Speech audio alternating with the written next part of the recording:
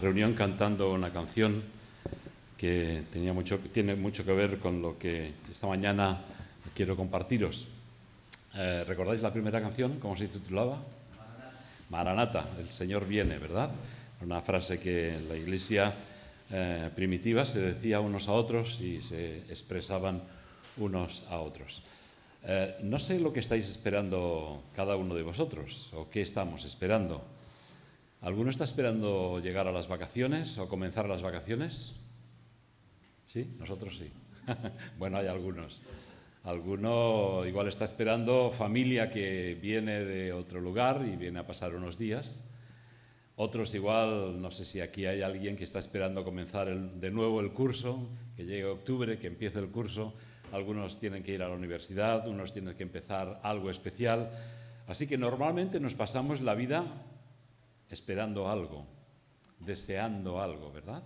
Y en nuestra vida pues hay momentos en los que anhelamos, deseamos que algo ocurra y vivimos en esa esperanza de que algo va a suceder.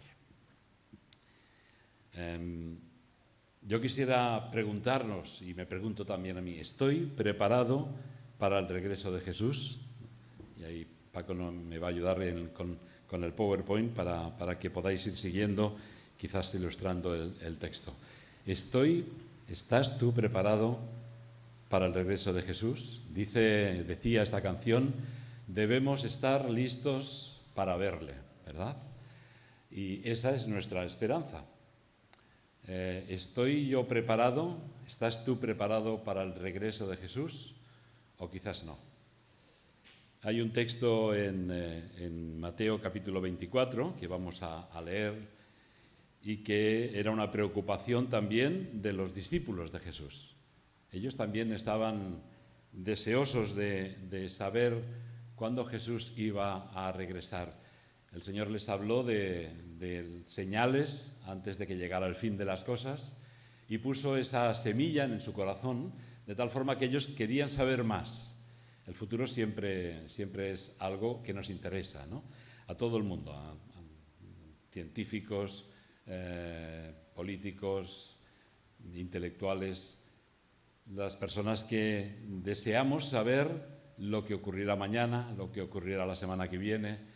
A veces estamos pendientes de una cita, estamos pendientes de una prueba médica, estamos pendientes de muchas cosas que nos ayudan a vivir en esa esperanza. ¿Qué ocurrirá mañana? ¿Qué ocurrirá la semana que viene? Creo que todos pasamos por momentos como estos, ¿no? Los discípulos también preguntaban al Señor, ¿cuándo van a suceder estas cosas que nos explicas? Y dice así el texto de Mateo 24, comenzando en el 36. Pero en cuanto al día y la hora, les responde Jesús, nadie lo sabe, ni siquiera los ángeles en el cielo, ni el Hijo, sino solo el Padre. La venida del Hijo del Hombre será como en tiempos de Noé, porque en los días antes del diluvio comían, bebían, se casaban, se daban en casamiento, hasta el día en que Noé entró en el arca. Y no supieron nada de lo que sucedería hasta que llegó el diluvio y se los llevó a todos. Así será en la venida del Hijo del Hombre. Estarán dos hombres en el campo, uno será llevado y otro será dejado. Dos mujeres estarán moliendo, una será llevada y la otra será dejada. Por lo tanto, manteneos despiertos, porque no sabéis qué día vendrá vuestro Señor. Pero entended esto, si el dueño de la casa supiera a qué hora de la noche va a llegar el ladrón, se mantendría despierto para no dejarlo forzar la entrada. Por eso también le dice a sus discípulos, vosotros debéis estar preparados, porque el Hijo del Hombre vendrá cuando menos lo esperéis. Y para ilustrar esta historia, estas palabras de Jesús, les cuenta una pequeña parábola, una mini parábola que hay aquí en pocos versos. En la parábola del siervo fiel y prudente. ¿Quién es? Dice, ¿quién es el siervo fiel y prudente a quien su señor ha dejado encargado de los sirvientes para darles la comida a su debido tiempo? Dichoso el siervo cuando su señor al regresar lo encuentre cumpliendo con su deber. Os aseguro que lo pondrá a cargo de todos sus bienes. Pero, ¿qué ¿qué tal si ese siervo malo se pone a pensar, mi señor está tardando? Y luego comienza a golpear a sus compañeros, a comer y beber con los borrachos.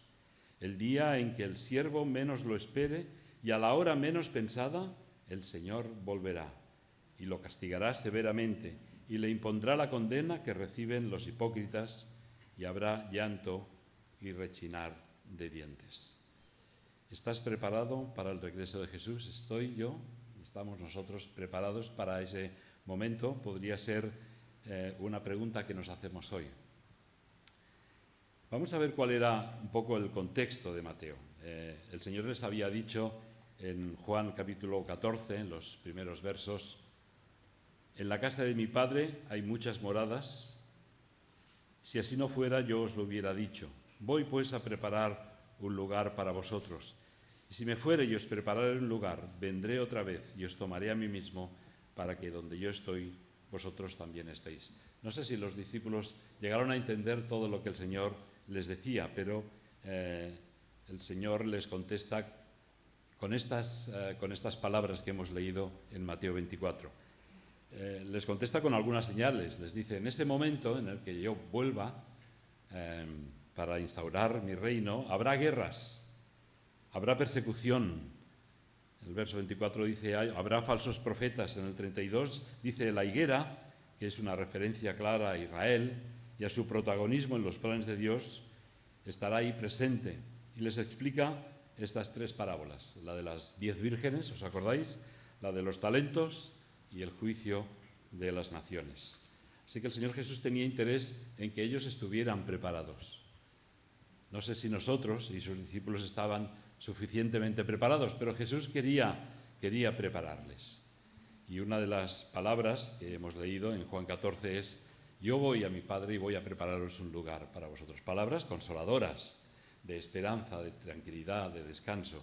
Cuando Manuel decía, a veces no nos sentimos un poco como cansados, arrastrados por lo que pasa en el mundo, parece que nada vaya bien, parece que todo sea fatal, que el Señor no esté obrando, pero gracias a Dios sí está obrando. Quizás no mucho en nuestro país, pero sí en otros lugares de este mundo. El Evangelio está creciendo, está llegando a miles, millones de personas. Y nosotros aquí, en España, cada uno en su lugar, pues intentamos ser luz y sal ahí donde el Señor nos ha puesto. ¿Qué ocurría cuando los discípulos y la Iglesia recibió este Evangelio? La Iglesia de este primer siglo, la Iglesia primitiva, parecía que había bajado la expectativa del regreso de Jesús. Lo que era algo cercano, unas palabras que el Señor les había dicho, parecía que el Señor iba a regresar enseguida, que el Señor iba a volver rápido. Pero parece ser que pasaron las semanas, pasaron algunos meses, pasaron algunos años y los creyentes también se relajaron.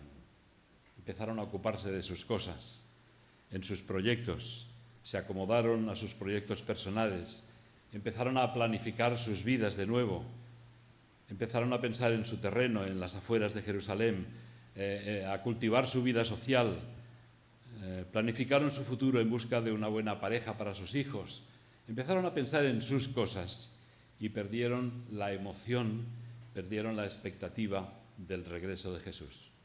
Él les había dicho que iba a regresar. Ellos esperaban que el Señor cumpliera eso inmediatamente, rápidamente. Pero parece ser que la Iglesia fue relajando esa espera, fue olvidándose un poco de estar preparados para la venida. Y esperar la venida del Señor, como sabéis, es un mandamiento que tiene una promesa. Según leemos en la segunda carta de Pablo a Timoteo, capítulo 4 y verso 7, he peleado la buena batalla, dice, he terminado la carrera, he guardado la fe, dice Pablo, en el futuro me está reservada la corona de justicia que el Señor, el juez justo, me entregará en aquel día. Y no solo a mí, sino también a los que aman su venida. ¿Queremos esa corona de justicia? Bueno, no queremos tener más que otros, pero yo sí quiero tener esa corona de justicia. Quiero recibir ese regalo, ese don del Señor. Quiero esperar su venida. Quiero vivir esperando esa venida.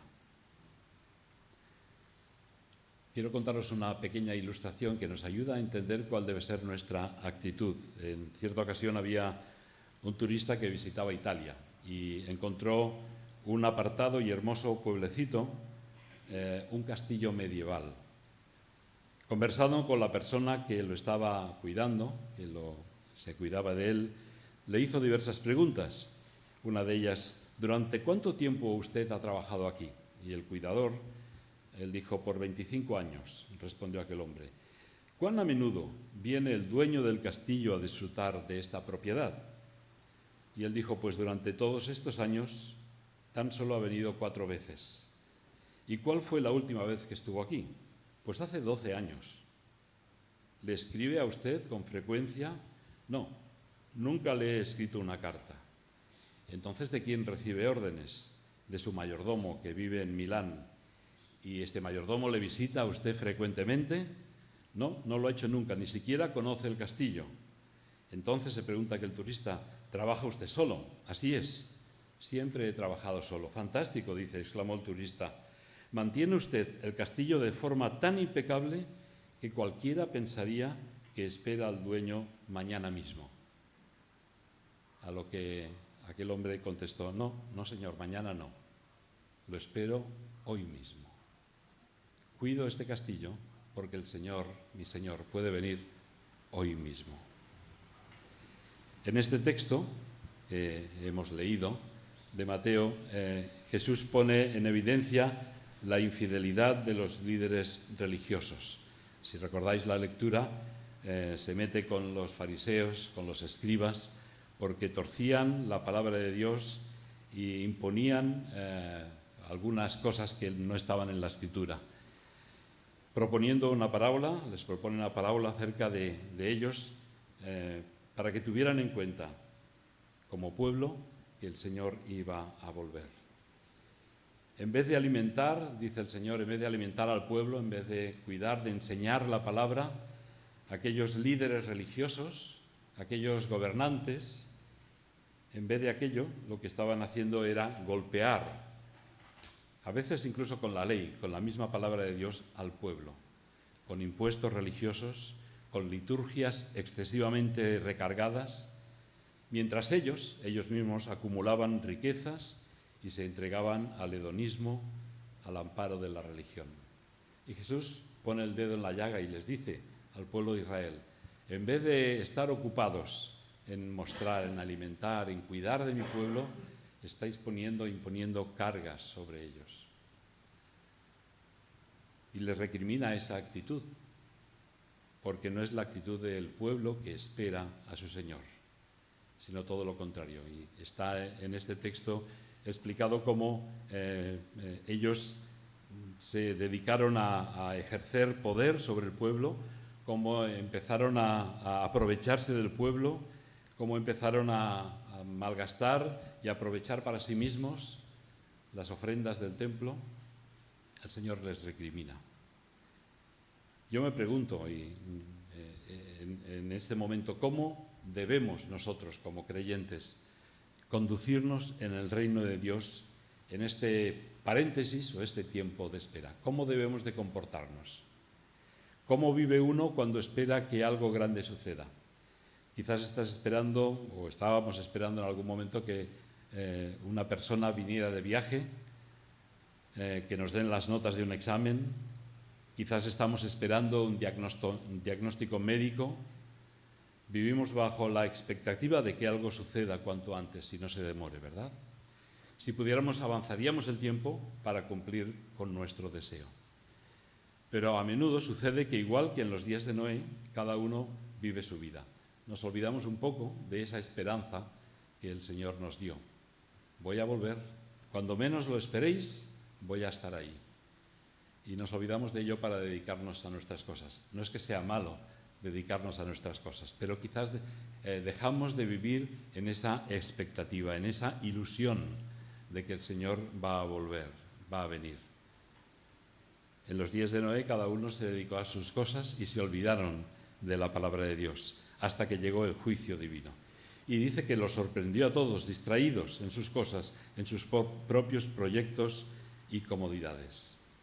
Pero el Señor nos dice en su palabra, y sabéis, recordáis el texto de Filipenses 3:20, nuestra ciudadanía no está en los cielos, de donde también ansiosamente, dice y utiliza esta palabra, ansiosamente esperamos a un Salvador, el Señor Jesucristo. Nuestra ciudadanía no está aquí en la tierra, sino en el cielo.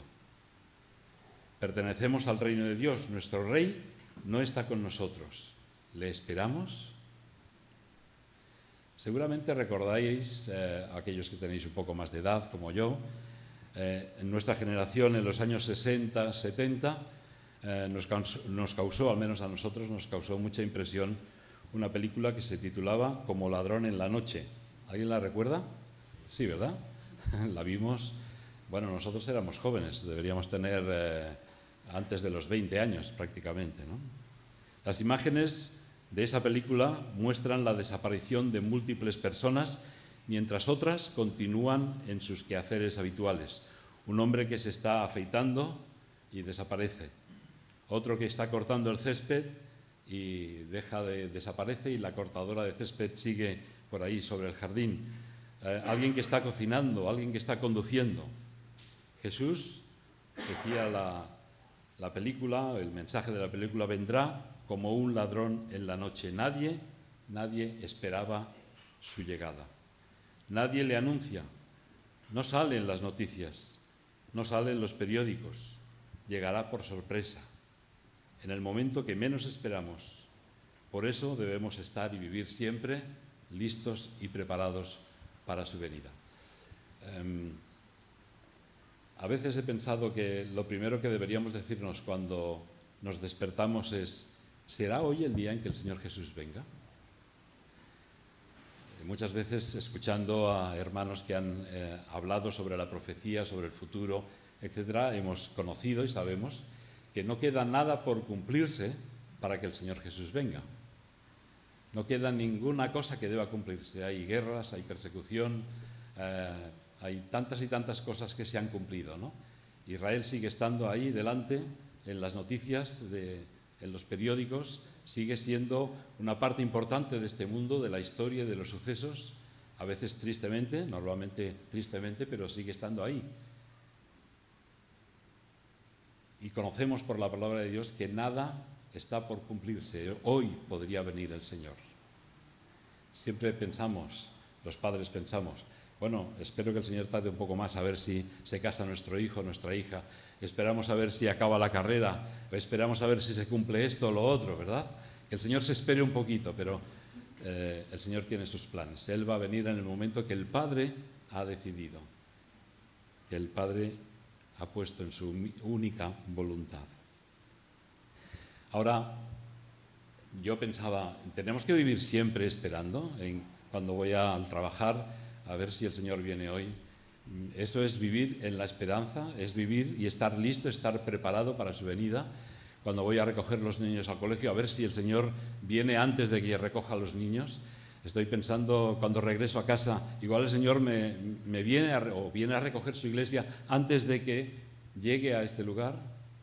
No, tampoco se trata de eso. Y el Señor lo explica en este texto, cuando les explica qué significa eso de esperar. Por eso les pone esta pequeña parábola del mayordomo. Les explica qué es lo que significa. No significa estar todo el día pensando que el Señor va a volver. No hago esto, no hago lo otro, porque el Señor viene. Aunque es muy, muy sano y muy bueno irlo pensando y tenerlo presente, saber que el Señor puede venir o volver hoy mismo. Y hay dos énfasis. El primer énfasis de la parábola, hay dos énfasis en esta frase que el Señor les dice. Nos habla tiene que ver con la actitud de este siervo respecto a sus deberes. ¿Quién es ese mayordomo fiel y prudente? Nos habla de mayordomía.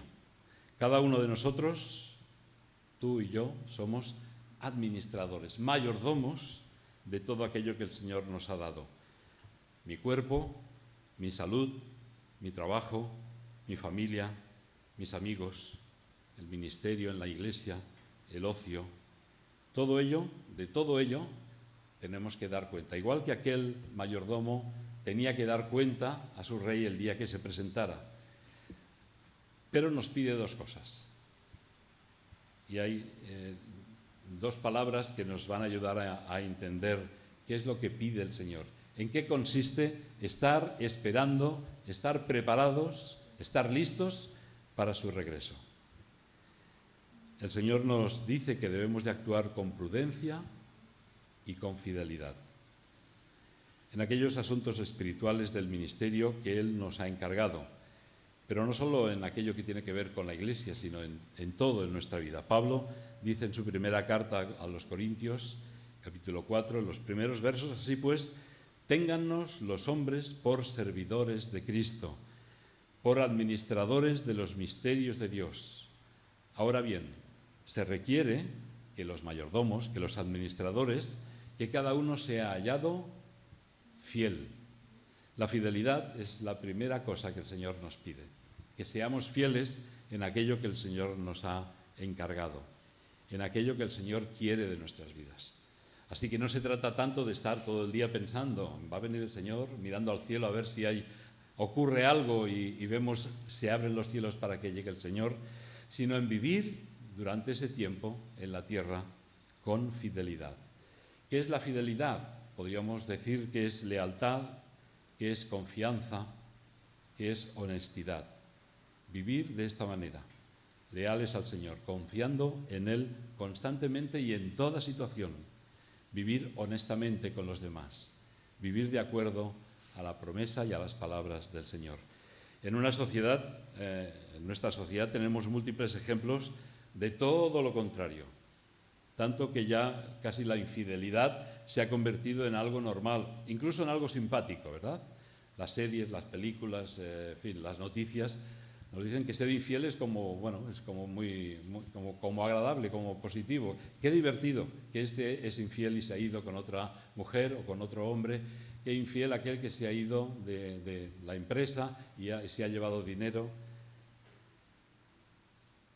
Aquel que se aprovecha de los demás parece que es el listo, ¿verdad? Aquella persona importante. La corrupción se ha instalado en muchas de las entidades, organizaciones, administraciones, etc., escondiendo esa mala praxis de muchos de los líderes irresponsables.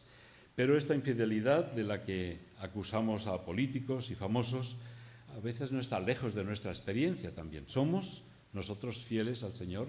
¿Somos honestos? ¿Soy honesto? ¿Soy leal al Señor, a mis hermanos, a mi esposo, a mi esposa, a mis padres? ¿Confío en ellos? La vida del ciudadano del reino solo se entiende o solo entiende de lealtad. Dice el texto de Pablo que solo se pide de un buen administrador que seamos fieles, que seamos confiables, que seamos honestos. En primer lugar, al llamado de Jesús, por supuesto, a seguirle como discípulos, pero también fieles a nuestros compromisos. Tenemos compromisos con la Iglesia, tenemos compromisos con nuestro hermano, tenemos compromisos con las personas que nos rodean, para llevarles el Evangelio, para ayudarles, para ser accesibles a ellos, a sus necesidades, a aquellos que necesitan más que nosotros, a los desamparados. ¿Estamos siendo fieles en esa labor? El Señor lo hizo. El Señor se mezcló y se juntó con aquellos que nadie quería en la sociedad. Se juntó con los necesitados, con los pobres, con los enfermos, para cuidar de ellos, para animarlos y ayudarlos. Así que la primera característica de saber si estoy preparado es: ¿estoy siendo fiel al Señor? ¿Estoy confiando en Él? ¿Estoy descansando en Él? ¿Soy honesto en mi vida, en mis estudios, en mis labores, en mi trabajo, en mis relaciones con las personas que me rodean? Y la segunda característica que tiene que ver con una persona que espera su venida, que regresa, el regreso de Jesús, es la prudencia, fidelidad y prudencia. Podríamos traducir o decir algunas palabras más que nos ayuden a entender el significado de prudente. Una persona prudente es una persona que tiene templanza, una persona moderada, y dice el diccionario también una persona con madurez. con sensatez a la hora de afrontar cualquier situación. Algo que también falta en muchas personas, en muchos líderes alrededor nuestro, ¿no? No es una de las casualidades que distinguen al liderazgo político o social, más bien la imprudencia, ¿no? La temeridad, la precipitación, la negligencia, la irresponsabilidad. Pues todo lo contrario, el Señor nos pide que seamos prudentes, que seamos moderados, maduros. Si somos sinceros, no podemos lanzar la piedra a los demás y pensar que nosotros somos mucho mejores. No. A otro nivel, nosotros también fallamos muchas veces y nos dejamos llevar por nuestros nervios, por nuestros deseos y somos muchas veces imprudentes, somos temerarios, tomamos decisiones de las cuales luego nos arrepentimos.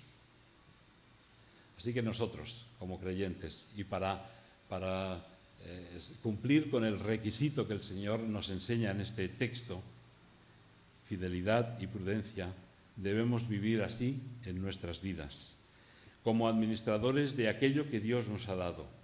En base a estas dos cualidades, Jesús va a juzgar nuestro servicio, nuestro ministerio. Él va a preguntarnos, ¿has sido fiel? Más que preguntarnos, Él nos va a mostrar, porque Él conoce acerca de nuestra fidelidad o infidelidad. Él conoce si hemos sido prudentes o hemos sido todo lo contrario, imprudentes, temerarios, negligentes, irresponsables. Dice el texto de Apocalipsis 22, «Y aquí yo vengo pronto, y mi galardón conmigo para recompensar a cada uno según sea su obra». Dios es un Dios justo, es un Dios de amor. Hablamos y cantamos su gracia, su misericordia, su ternura, y pocas veces paramos a pensar que Dios también es un Dios justo y Él exige de sus mayordomos, de sus administradores, que seamos fieles y prudentes. Jesucristo va a recompensar nuestra labor, no teniendo en cuenta los resultados conseguidos, no los números, no la cantidad, sino la calidad de nuestro ministerio. He construido con fidelidad, he actuado con prudencia en mi vida, en las áreas, en los asuntos, con las personas con las que he servido.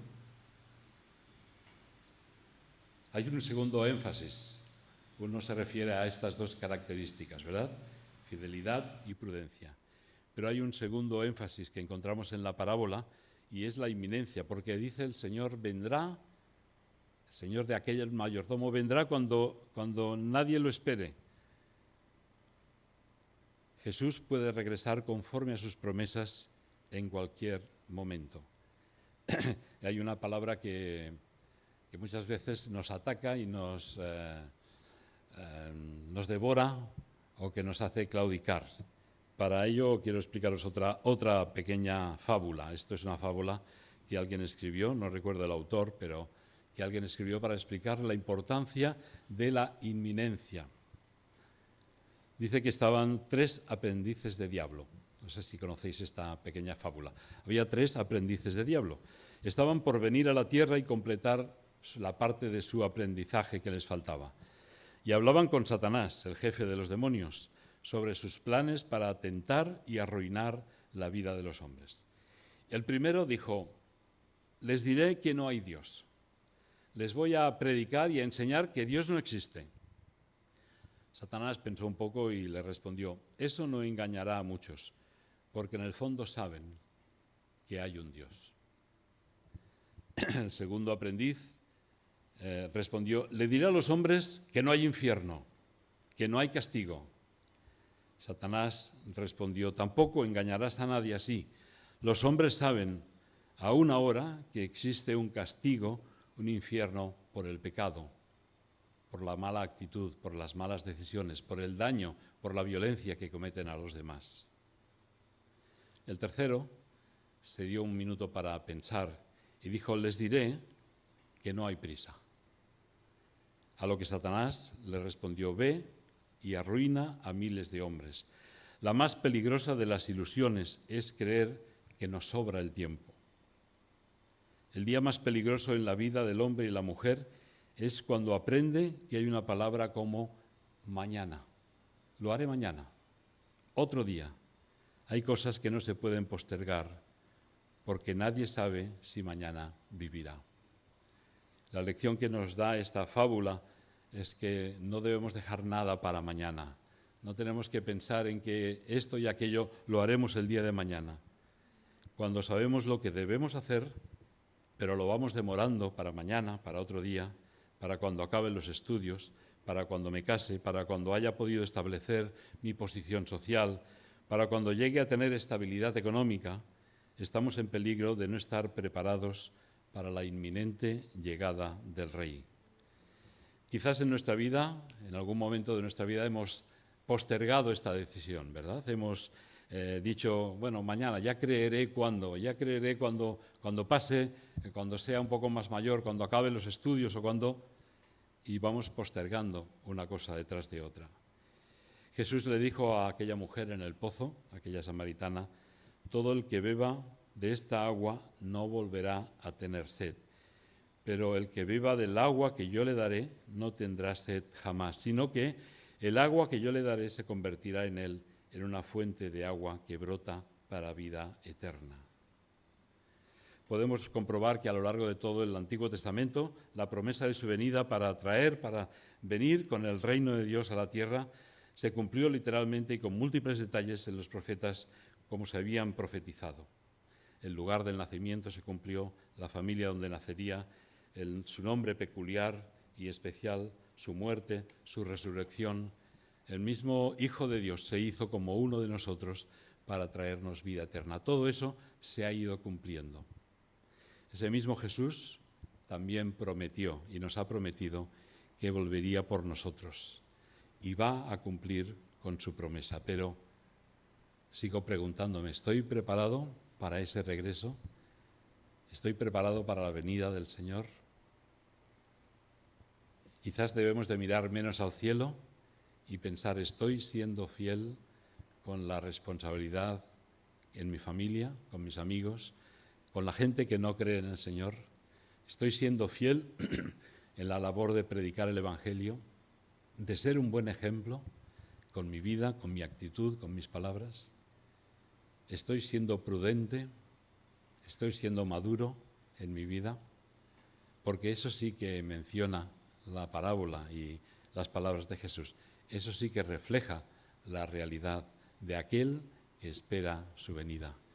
En esta mañana me gustaría que marcháramos de aquí recordando, no tanto mirando o esperando cosas que sucedan, creyendo que el Señor puede regresar esta noche o mañana, sino pensando en que vivir en esa esperanza, vivir en esa expectativa del regreso, tiene que ver con mi vida diaria, con mi vida cotidiana.